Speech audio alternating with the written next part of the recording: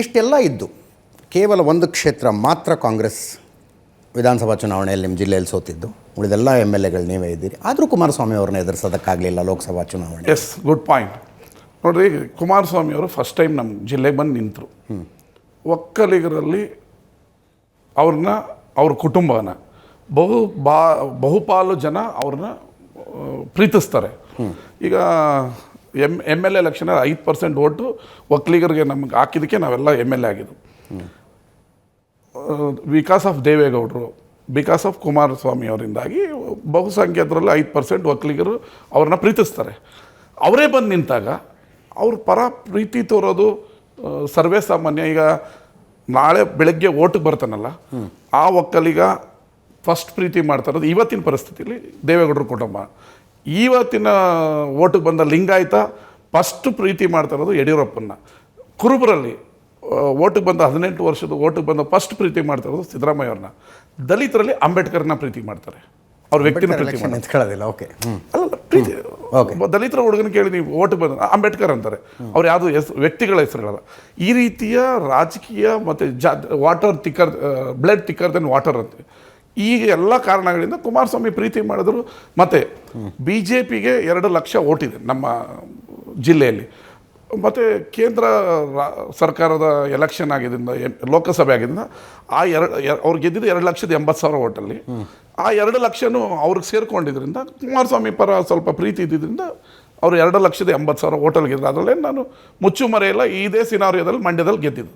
ಈ ಸಿನಾರಿಯೋ, ಈ ಲೆಕ್ಕಾಚಾರವನ್ನು ನೆನಪಿಸಿಕೊಂಡು ನಿಮಗೆ 2028 ಕೂಡ ನೆನಪಾಗ್ತಾ ಇದೆ ಹೆಂಗೆ ಭವಿಷ್ಯ ಅಂತ. ಆ ಕಾರಣಕ್ಕಾಗಿ ನೀವು ರಾಜಕೀಯ ಗ್ರಾಮ ಪಂಚಾಯತ್ ತಗೊಂಡಿದ್ದೀರಿ. BJP ಅವರು JDSನವರು ಒಗ್ಗಟ್ಟಾಗಿ ಬರ್ತಾರೆ. ಒಕ್ಕಲಿಗರ ಬಾಹುಳ್ಯದ ಕ್ಷೇತ್ರ. ಅಕಸ್ಮಾತ್ DK ಶಿವಕುಮಾರ್ CM ಆಗದೆ ಹೋದರೆ ಒಕ್ಕಲಿಗರು ನಮ್ಮನ್ನು ಕೈ ಬಿಡ್ತಾರೆ ಅನ್ನೋ ಭಯ ಕಾಡ್ತಾ ಇದೆಯಾ? ಯಾಕಂದರೆ ಒಕ್ಕಲಿಗರ ಸಂಘದಲ್ಲಿ ಒಂದು ನಿಮಿಷ ಕೇಳ್ಬಿಡ್ತೀನಿ. ಒಕ್ಕಲಿಗರ ಸಂಘದಲ್ಲಿ ನಿಂತು DK ಶಿವಕುಮಾರ್ ಅವರು ಹೇಳಿದ್ರು, SM ಕೃಷ್ಣ ಅವರ ನಂತರ ಮತ್ತೊಬ್ಬ ಒಕ್ಕಲಿಗನಿಗೆ ಅವಕಾಶ ಬಂದಿದೆ, ನನಗೆ ಪೆನ್ನು ಪೇಪರ್ ಕೊಡಿ ಅಂದರು. ಅಕಸ್ಮಾತ್ ನಿಮ್ಮ ಪಕ್ಷ ಅವರಿಗೆ ಪೆನ್ನು ಪೇಪರ್ ಕೊಡದೆ ಹೋದರೆ ಒಕ್ಕಲಿಗರು ಕೈ ಬಿಟ್ಟು ಹೋಗ್ತಾರೆ. ನಮ್ಮ ರಾಜಕೀಯ ಭವಿಷ್ಯ ಏನೋ ಅನ್ನೋ ಚಿಂತೆ. ಬಹುಸಂಖ್ಯಾತ ಒಲ ಉಳ ಒಕ್ಕಲಿಗರು, ಬಹುಸಂಖ್ಯಾತ ಲಿಂಗಾಯತರು DK ಶಿವಕುಮಾರ್ CM ಆಗಲಿ ಅಂತ ಇವತ್ತು ರಾಜ್ಯದಲ್ಲಿ ಭಾವನೆ ಇದೆ. ಓಕೆ, ರವಿಕುಮಾರ್ದು ಒಂದೇ ಭಾವನೆ ಅಲ್ಲ, ನಾವು ಹಳ್ಳಿಗಳಲ್ಲಿ ಹೋಗ್ತಾ ಇರ್ತೀವಲ್ಲ. ನೀವು ಹೇಳೋದರ ಅರ್ಥ ಪ್ರಬಲ ವರ್ಗಗಳಿಗೆ DK ಶಿವಕುಮಾರ್ CM ಆಗಬೇಕು ಅನ್ನೋ ಆಸೆ ಇದೆ ಅಂತ. ಒಕ್ಕಲಿಗರು ಭಾವನೆ ಇದೆ. ಓಕೆ, ಈಗ ನಾವು ಹಳ್ಳಿಗಳಲ್ಲಿ ಹೋಗ್ತಾ ಇರ್ತೀವಿ, ನಮ್ಮನ್ನು ನೋಡಿ ಒಕ್ಕಲಿಗ ಹಿಂಗಂತ ಇರ್ತಾರೆ. ಅವ್ನು ಜನತಾದಳ ಒಕ್ಕಲಿಗ ಆಗಿರ್ತಾನೆ, ನಮ್ಗೆ ಅಬ್ಸರ್ವ್ ಆಗ್ತಾ ಇರುತ್ತೆ. ನಾವು ಯಾವ ಊರಿಗೆ ಹೋದ್ರೆ ಇವ್ರು ಯಾವ ಪಕ್ಷದವ್ರು ಏನು ಅಂತ ನಮಗೆಲ್ಲ ಕಣ್ಣಲ್ಲಿ ಗೊತ್ತಾಗುತ್ತೆ. ಹಿಂಗಂತ ಇರ್ತಾನೆ. ಒಕ್ಕಲಿಗರ ಮತ್ತು ಲಿಂಗಾಯತರ ಭಾವನೆಗಳಲ್ಲಿ ಅವ್ರು ಆಗಲಿ ಅಂತಿದೆ, ಅವ್ರು CM ಆಗಲಿ ಅನ್ನೋ ಭಾವನೆ ಇದೆ ಸಾಮಾನ್ಯ ಪೀಪಲ್. ರಾಜಕಾರಣ ಮಾಡೋರಲ್ಲಿ ನನ್ನ ಕಾರ್ಯಕರ್ತರು ಕುಮಾರಸ್ವಾಮಿನ ವಿರೋಧ ಮಾಡ್ಬೋದು, ಅವ್ರ ಕಾರ್ಯಕರ್ತರು ಗಣಿಗಾರ ರವಿಕುಮಾರ್ನ ವಿರೋಧ ಮಾಡ್ಬೋದು. This is all politics. ನಾವು ನೀವೇನು ಮಾಡೋಕ್ಕಲ್ಲ. ಮನೇಲಿ ಕೂತಿರೋ ಅವರು ಆಗಲಿ ಅನ್ನೋ ಒಂದು ಭಾವನೆ ಇದೆ. ಹಾಗಿದ್ರೆ ಮೊನ್ನೆ ಸಿದ್ದರಾಮಯ್ಯನವರು ಟ್ವೀಟ್ ಮಾಡಿದ್ರಲ್ಲ, ಪಟ್ಟಭದ್ರ ಹಿತಾಸಕ್ತಿಗಳು ನನ್ನನ್ನು ಸ್ಥಾನಪಲ್ಲಟ ಮಾಡುವುದಕ್ಕೆ ಪ್ರಯತ್ನಿಸ್ತಾ ಇದ್ದಾರೆ ಅನ್ನುವ ಅರ್ಥದಲ್ಲಿ. ಪಟ್ಟಭದ್ರ ಹಿತಾಸಕ್ತಿಗಳು ಅಂದರೆ ಒಕ್ಕಲಿಗರು ಮತ್ತು ಲಿಂಗಾಯತರು ಅಂತ ಅರ್ಥ ಬರೋದಿಲ್ವಾ? ಅದು ಕುಮಾರಸ್ವಾಮಿ ಅವರು ಅವ್ರವ್ರು ಇಬ್ಬರೇ ಉತ್ತರ ಕೊಟ್ಕೊಂಡಿದ್ರಲ್ಲ. ಅದು ನಮ್ಮ ಪಕ್ಷಕ್ಕೆ ಏನು ಹೇಳಿರಲ್ಲ, ನಾವೆಲ್ಲ ಅವ್ರ ಪರ ಇದ್ದೀವಿ. 136 ಜನ ಅವ್ರ ಪರ ಇದ್ದೀವಿ. ಅದು ಕುಮಾರಸ್ವಾಮಿಯನ್ನು ಉತ್ತರ ಕೊಟ್ಟರಲ್ಲ. ಓಕೆ, ಇದೆಲ್ಲ ಕ್ಯಾಮ್ರಾ ಮುಂದೆ ಆಗೋದು. ರವಿ ಗಣಿಗ ಅವರೇ, ಮಾಧ್ಯಮದವ್ರು ಕೇಳ್ತಾರೆ, ಇವರೊಂದೇನೋ ಉತ್ತರ ಕೊಡಬೇಕು, ಹೈಕಮಾಂಡ್ ನಿರ್ಧಾರದಂತೆ ನಡೆದುಕೊಳ್ತೀವಿ ಅನ್ಬೇಕು. ನೀವು ಅಷ್ಟೇ ಕೂತ್ಕೊಂಡಿರ್ತೀರಲ್ಲ DK ಶಿವಕುಮಾರ್ ಅವ್ರ ಜೊತೆಗೆ. ಏನು ಹೇಳ್ತಾರೆ ಅವರು? ಏನು ಒಪ್ಪಂದ ಆಗಿತ್ತು ಅಂತ 2023 ಮೇ 18ನೇ ತಾರೀಕು ಆಗಿದ್ದ ಒಪ್ಪಂದ ಏನು? ಖಾಸಗಿಯಾಗಿ ಏನು ಹೇಳ್ತಾರೆ ಅವ್ರು ನಿಮ್ಮ ಹತ್ರ? ನಾನು ಒಂದು ಪ್ರಾಮಾಣಿಕವಾಗಿ ಹೇಳಲ್ಲ. ಎಸ್, 2.5 ವರ್ಷದಲ್ಲಿ ಇವತ್ತಿನವರೆಗೂ ನೆನ್ನೆನೂ ಹೋಗಿದೆ ಅವ್ರ ಮನೆಗೆ. TVಯಲ್ಲಿ ಬಂದು ನೋಡಿದೆ, ಗಣಿಗಾರ ರವಿಕುಮಾರ್ DK ಶಿವಕುಮಾರ್ ಮನೆಗೆ ಬಂದರು. ಒಳಗೆ ಅರ್ಧ ಗಂಟೆ ಚರ್ಚೆ ಮಾಡಿದರು, ಬಂದರು. ನಾನು ನನ್ನ ಒಬ್ಬ ಲೀಡ್ರು ರುದ್ರಪ್ಪ ಅಂತ ಅವ್ರ ಮಗಳದ ಮದುವೆದು ಇನ್ವಿಟೇಷನ್ ಕೊಡಿಸಿದೆ. ಬೋದ್ನೂರು ಉತ್ಸವ ಚೆನ್ನಾಗಿ ಆಯ್ತಂತೆ ಎಲ್ಲರೂ ಹೇಳಿದ್ರು ಅಂದರು. ಆಚೆ ಬಂದೆ. ಇಷ್ಟು 2.5 ವರ್ಷದಲ್ಲಿ ಪ್ರಾಮಾಣಿಕವಾಗಿ ಹೇಳ್ತಾ ಇದ್ದೀನಿ, ಒಂದೇ ಒಂದು ದಿನವೂ ಸರ್ ನೀವು ಯಾವಾಗ ಮುಖ್ಯಮಂತ್ರಿ ಆಗ್ತೀರಾ ಅಂತ ನಾವು ಕೇಳಿದಾಗ ತಾಳ್ಮೆಯಿಂದ ಇರಿ ಎಲ್ಲ ಆಗ್ತದೆ ಅನ್ನೋದು ಬಿಟ್ಟರೆ ಒಂದು ದಿನವೂ ಅವರು ಒಂದೇ ಒಂದು ಸಣ್ಣ ವಿಚಾರವನ್ನು, ನಾನು ಸತ್ಯನೇ ಹೇಳ್ತಾ ಇದ್ದೀನಿ, ಚರ್ಚೆ ಮಾಡಿಲ್ಲ. ಅಲ್ರಿ, ನ್ಯಾಷನಲ್ ಚಾನಲ್ ಮುಂದೆ ಕೂತ್ಕೊಂಡು we have some understanding, I am waiting for that day ಅಂದವರು. ಅಲ್ಲ, DK ಶಿವಕುಮಾರ್ ಹಂಗಂದ್ರು. ಸ್ಥಳೀಯ ಮಾಧ್ಯಮಗಳ ಮುಂದೆ ಏನಂದ್ರು ನನ್ನದು ಸಿದ್ದರಾಮಯ್ಯನವ್ರದ್ದು ಮಾತುಕತೆ ಇಬ್ಬರದು ಕದ್ದು ಮುಚ್ಚಿ ಆಗಿಲ್ಲ, ಎಲ್ಲರ ಸಮ್ಮುಖದಲ್ಲಿ ಆಗಿರುವಂಥ ಅಲ್ಲ, ಅದು ಮಾತುಕತೆ ನಮಗೂ ಹೇಳಿದ್ದಾರೆ.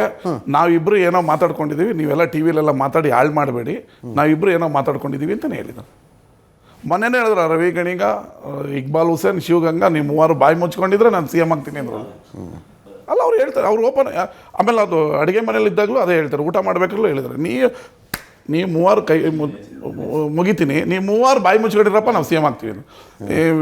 ಸುವರ್ಣಸೌಧ ಇದರಲ್ಲಿ ನಾನು ಯಾವುದೋ ಕೆಲಸಕ್ಕೆ ಹೋಗಿದೆ, ಅಪ್ಪ ನಿನಗೊಂದು ನಮಸ್ಕಾರ, ನೀನು ಬಾಯಿ ಮುಚ್ಚಪ್ಪ, ನಾನು ಸಿ ಎಮ್ ಆಗ್ತೀನಿ ಅಂತ. ಅಲ್ಲ, ಇಟ್ ಈಸ್ ಫ್ಯಾಕ್ಟ್. ಹಿಂದೆಗಡೆ ನಮಗೇನೋ ಕೀ ಕೊಟ್ಟು ನೀವು ಹಿಂಗೆ ಮಾತಾಡಬೇಕು ಹಂಗೆ ಮಾತಾಡಬೇಕು ಅಂತ ಹೇಳ್ಕೊಟ್ಟು ಏನು ಮಾತಾಡಿಸ್ತಾ ಇಲ್ಲ. ನಾವು ಅವ್ರ ಪ್ರೀತಿ ಇದೆ, ಆಗಲಿ ಸಿ ಎಮ್ ಆಗಲಿ ಅಂತ ಮಾತಾಡ್ತಾ ಇದ್ದೀವಿ. ಅದು ಬಿಟ್ಟು ನಾವೇನು ಜಗಳ ಆಗ್ಬಿಡ್ಲಿ ಇದಾಗಲಿ.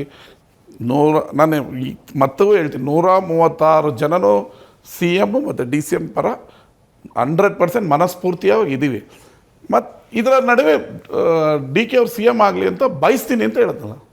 ಅಲ್ರಿ, ಪ್ರೆಸ್ ಕ್ಲಬ್ನಲ್ಲಿ ಹಿರಿಯ ಪತ್ರಕರ್ತರುಗಳು ಕೂತ್ಕೊಂಡು ಮಾತಾಡ್ತಾರೆ.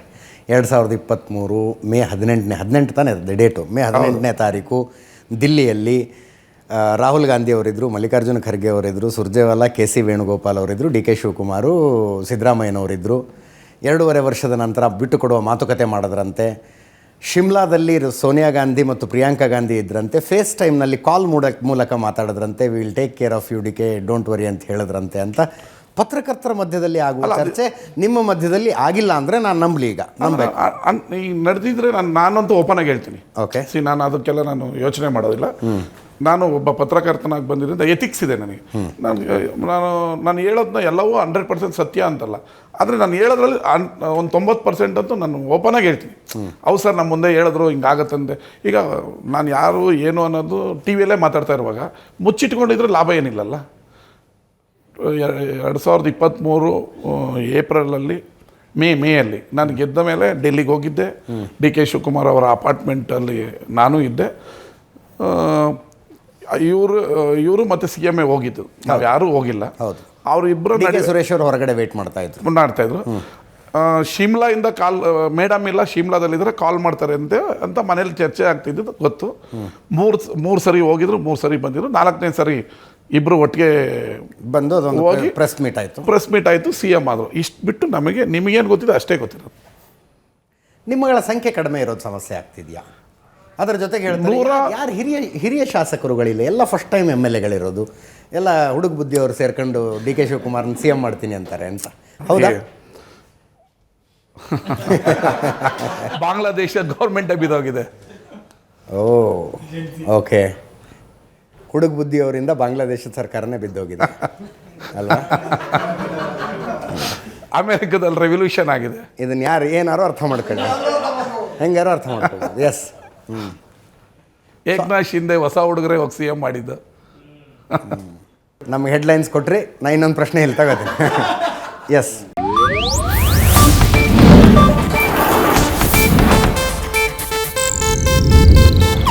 ಇದು ಏಷ್ಯಾನೆಟ್ ನ್ಯೂಸ್ ನೆಟ್ವರ್ಕ್ ಪ್ರಸ್ತುತಿ.